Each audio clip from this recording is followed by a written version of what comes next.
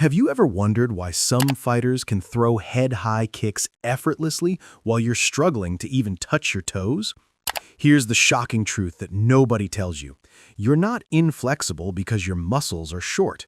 You've been lied to by every stretching coach, every yoga instructor, and every fitness guru out there. I spent 5 years stretching every single day, 30 minutes of painful static stretches. And you know what happened? Almost nothing. My flexibility barely improved. Then I discovered a method used by elite Soviet athletes and special forces that changed everything in just 8 weeks. By the end of this video, you'll understand why traditional stretching has been wasting your time, and I'll show you the exact system that builds permanent flexibility, the kind that actually helps you in a fight.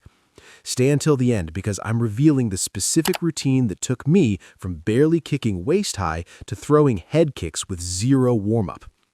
Let me destroy the biggest myth in fitness right now.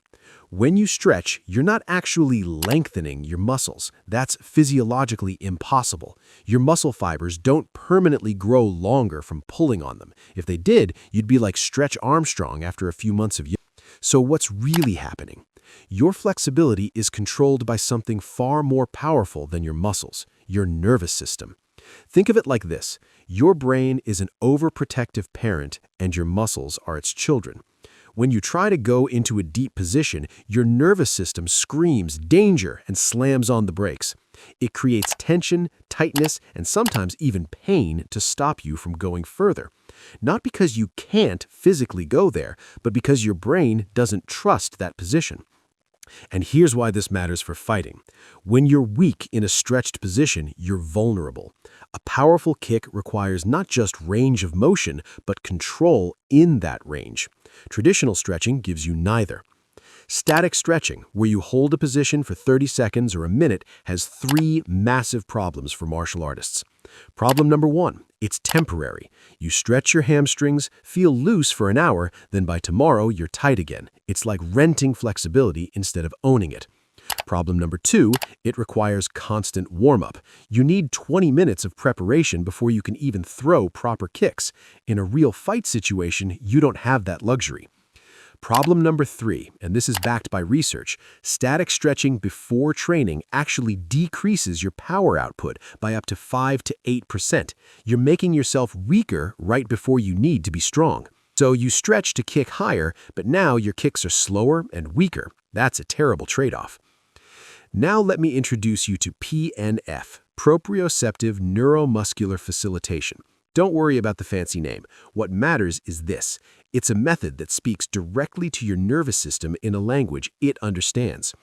Here's the core principle. Instead of passively pulling on your muscles, you actively contract them while they're in a stretched position. This does something revolutionary. It teaches your nervous system that you're strong in that range of motion. When your brain realizes, oh, we're actually strong here, we have control here, it changes the signal from red to green. It allows more range because it no longer sees it as dangerous. This is why PNF works faster than traditional stretching. You're not fighting against your nervous system, you're reprogramming it. And once it's reprogrammed, the change is permanent. It's like updating your body's software. Studies show that flexibility gained through PNF lasts significantly longer than flexibility from static stretching, even with breaks in training. Let me show you exactly how to apply this to the standing fold, one of the most important stretches for fighters because it targets your entire posterior chain, hamstrings, glutes, lower back, and calves. Step 1. Stand up straight, feet hip-width apart.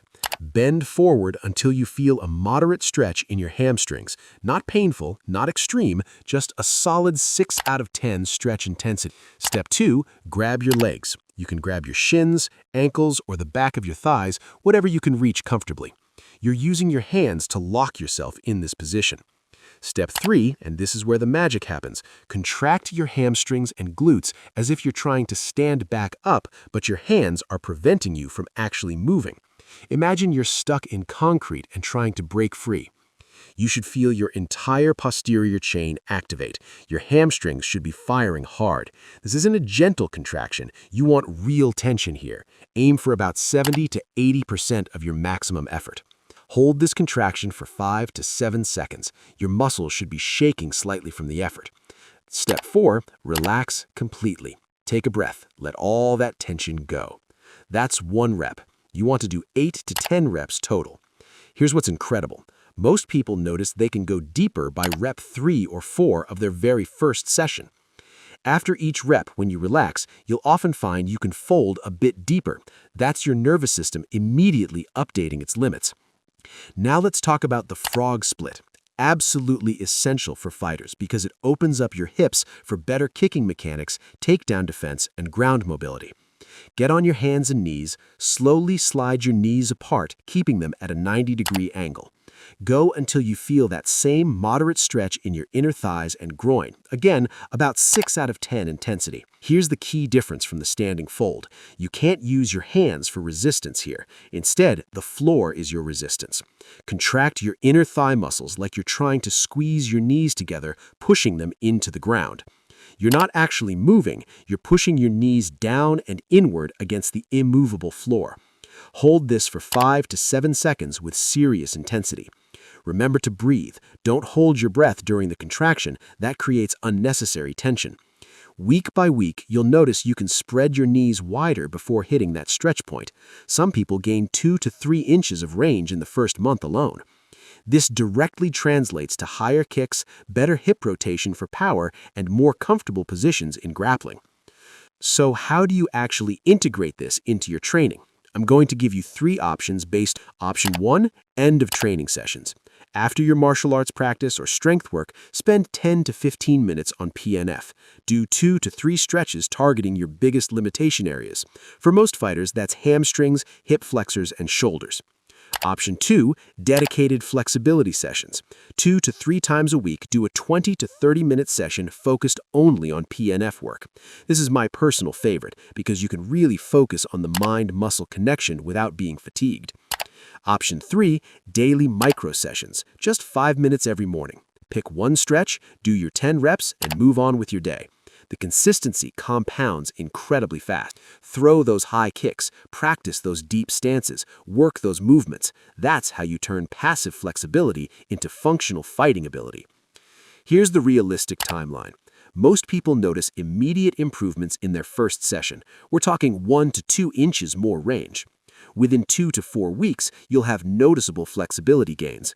At the 8 to 12-week mark, you'll achieve flexibility levels you never thought possible. And the best part, once you build it, you keep it. Even if you take a month off, you'll maintain 70 to 80% of your gains and can rebuild the rest in just a few sessions. This is flexibility you own, not flexibility you rent. You're building it once and keeping it forever.